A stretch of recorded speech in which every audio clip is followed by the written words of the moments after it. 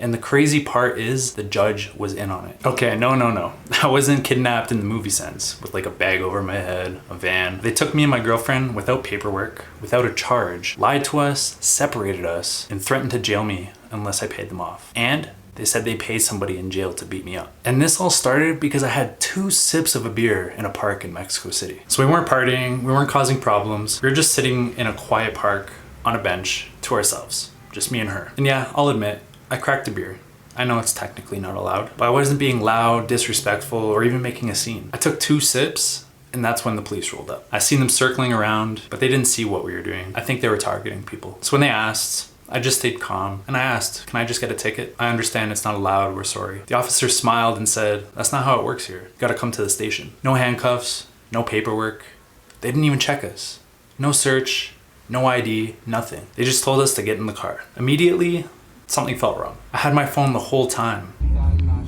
So instead of giving me a ticket, they decided to put me in the back of a police car,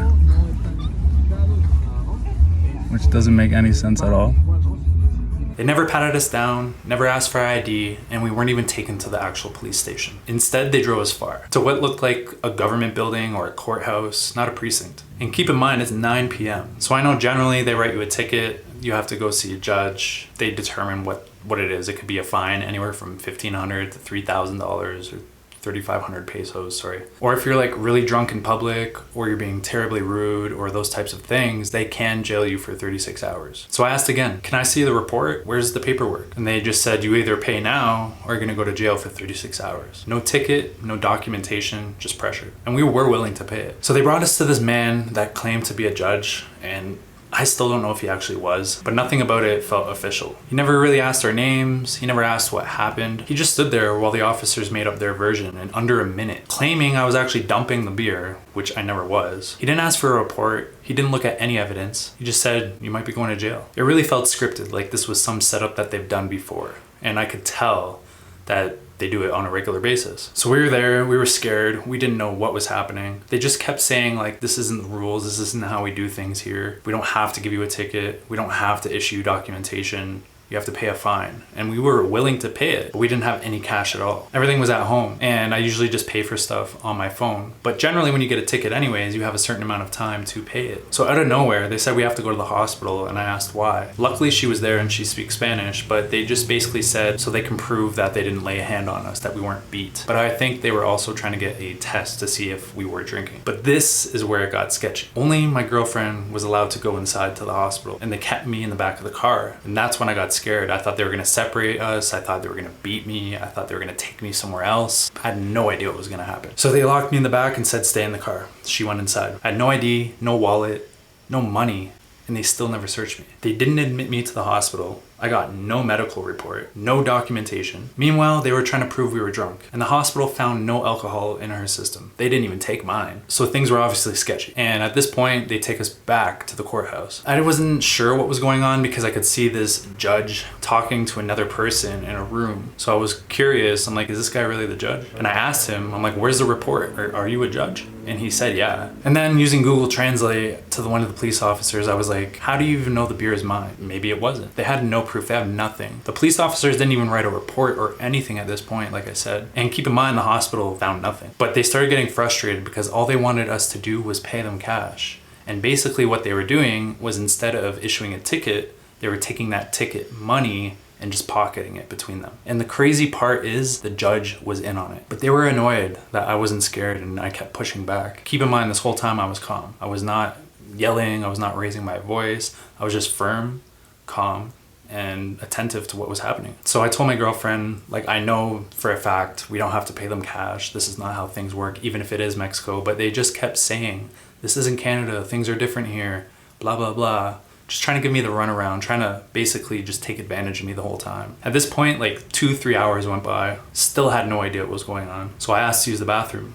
When I went to the bathroom, one of the cops was saying to the judge in Spanish, just send him to jail so he learns what Mexico's about. And he even said, I'm gonna pay somebody to beat him up. My girlfriend heard it clearly. Now, I don't know if they were saying this because it was true or if they were just saying this to scare her to tell me so that we would pay them. But the crazy part is, even if we wanted to pay them, we couldn't because we didn't even have our wallets or anything on us. And I knew at that point it wasn't about the law, it was about ego. They were pissed that I wasn't folding. After everything, after we kept silent, the judge finally said, I'm gonna give you a warning, I'm free to go. After that though, the police were trying to convince him so bad, and I could just see how angry they really were. We still didn't get any paperwork, no documentation, no copy of anything, no charges. They just let us go. But they took our photos and our personal information through WhatsApp. I asked them politely after to delete it because I didn't feel comfortable, and they just flat out laughed and said, get out of here. And I said, okay, gracias. And then he mocked me, gracias. And keep in mind too, the whole time that we were in the car, he was mocking me, being racist essentially, trying to get my girlfriend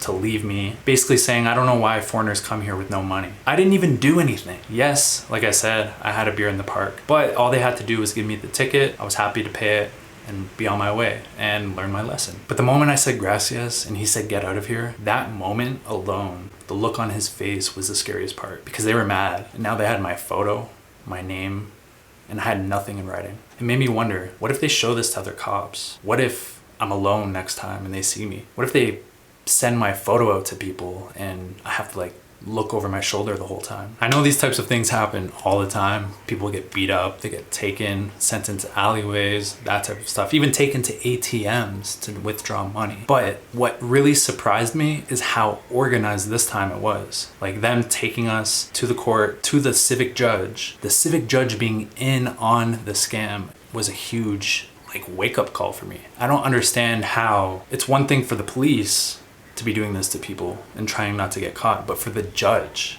or whoever that was in the courthouse, for them to be doing that, that's a whole different ballgame. So yeah, I wasn't kidnapped in the Hollywood sense, but they took us without cause, lied to us, threatened us, separated us, and threatened with extortion. They could have easily thrown me in jail for 36 hours for not cooperating with their scam. And honestly, I don't even know if this is the worst thing that's ever happened to me in Mexico. In Cancun, resort security threatened me and robbed me for my watch and threatened to kick me out. In Puerto Vallarta, a landlord threatened to send people after me after we wanted to move and we were gonna use our security deposit as last month's rent. He didn't even give us back our security deposit and we had to leave in a few days. But I can talk about that more in future videos. But this one shook me, for real. If you're traveling to Mexico or anywhere for that matter, here's what I've learned. Always ask for paperwork. Don't hand over cash without documentation. Don't let the fear silence you. I stayed calm, I asked questions, and I stood my ground. And that might be the only reason I'm here now telling this story, is because of how I handled the situation. And don't get me wrong, not all police are like this.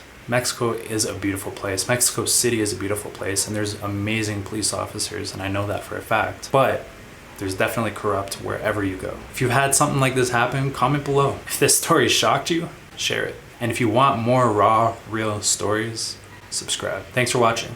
Stay aware, stay grounded, stay safe.